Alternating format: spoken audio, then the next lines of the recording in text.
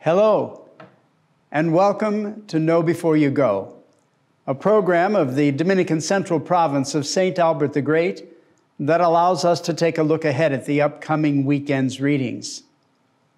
I am Father Jim Marchionda, Provincial of the Chicago Dominicans, and I am so happy to be with you as we approach the second Sunday of Advent. I have been out of commission for quite a while because of COVID-19, and it feels so good to be back among you. I want to thank all of you for your thoughts and your prayers, for your emails and for your texts, both for myself and for Father Don Gergen, who is doing very well. Know that we appreciate your support and that we are well on our way to recovery.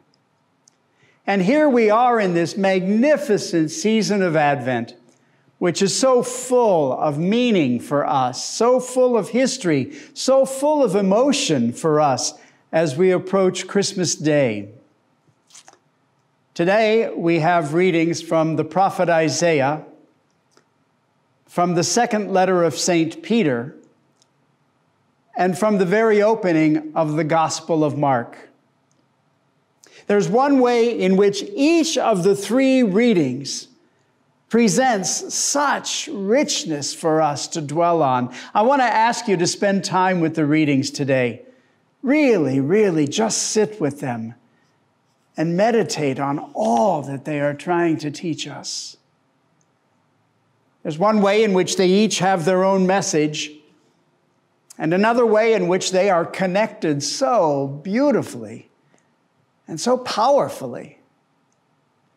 The first reading from the prophet Isaiah continues what I always think Isaiah does during the season of Advent, and that is present the people of God with God's dream, with God's vision for humanity. We've already been hearing it all week long in the daily readings. God's hope for us and God's description of the holy mountain, God's holy mountain, and his description of the way things will be there, meaning the desire God has for the way things are even now among us, and is within our capability to achieve. The reading from Isaiah opens so poetically, so compassionately. You'll recognize it right away. The prophet says, "Comfort. Give comfort to my people. Speak to them tenderly and tell them their period of trials and service have come to an end. Their guilt has been removed. God has done this." It's Isaiah's way of saying, God has your back. Maybe you've been punished. Maybe you've suffered. Maybe you've been in exile. Maybe you've been out of sorts with God. But that period is over in your life. God's desire is that you be restored. And God speaks to you with comfort, comforting words, and God speaks to you tenderly. It's so beautiful. Then he goes on, once you receive that good news, then realize you are to prepare the way of the Lord.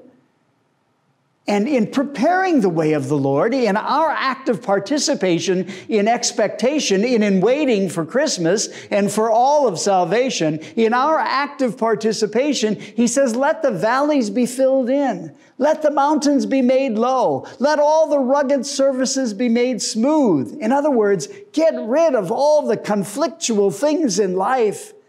Make the path easier. Make the path straighter.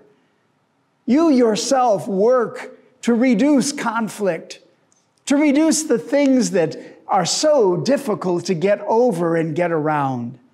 It's wonderful. So speak tenderly to my people and then tell them themselves to prepare the way for God and to make things easier in their world.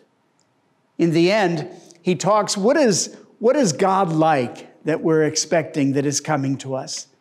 And he says, God is like a shepherd that holds lambs in his arms, that he brings them close to his bosom, and he leads their mothers with care. Such tenderness. This first reading from the prophet Isaiah is God's dream for us and is the dream that we are invited to participate in. We then move from Isaiah to the second reading, which is the second letter of St. Peter. And he's talking about the day of the Lord. He's talking about what Advent also brings to us, more those end times in which the judgment of God will come upon us. And we've heard Jesus say it'll come upon us like a thief in the night. We won't know that it's here. But we're taught not to be afraid of that moment, but to rejoice in that moment, especially if we have been partners with God. And so Peter says to the people, knowing that that day might come, that the day of the Lord will come upon us like a thief, he asks, what kind of persons ought you to be? What a question.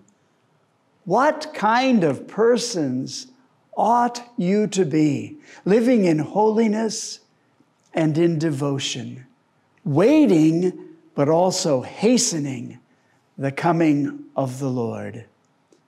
What a great teaching Paul gives us, following right up on that beautiful dream of God that's presented to us in Isaiah. What kind of persons ought you to be?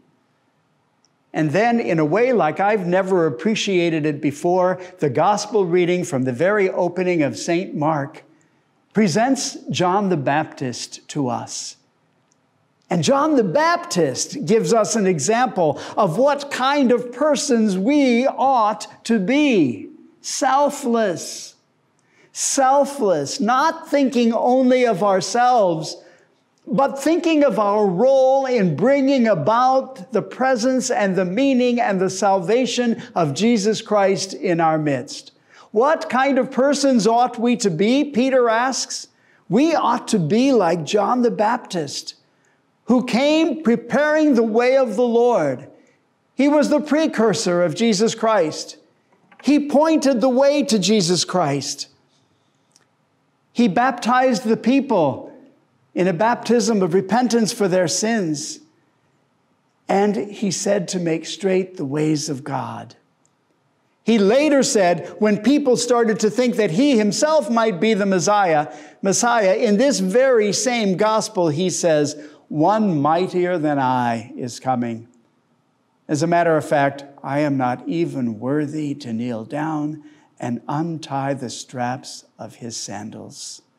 John the Baptist is the kind of person we ought to be as we participate in active expectation of the coming of the Lord. John the Baptist gives us an example of selflessness, the likes of which we've probably never seen again. Such selflessness. Richard Rohr, the great spiritual theologian, Franciscan from Albuquerque, New Mexico, writes about this particular Sunday of Advent.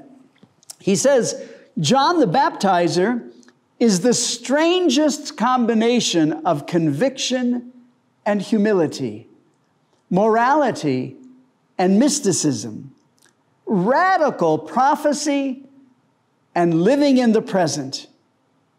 He is a man born into privilege who dresses like a hippie. He is a superstar, willing to let go of everything. He then says, John the Baptist represents a spirituality of descent, not ascent. Jesus must increase, John the Baptist said, and I must decrease. How many of us say that?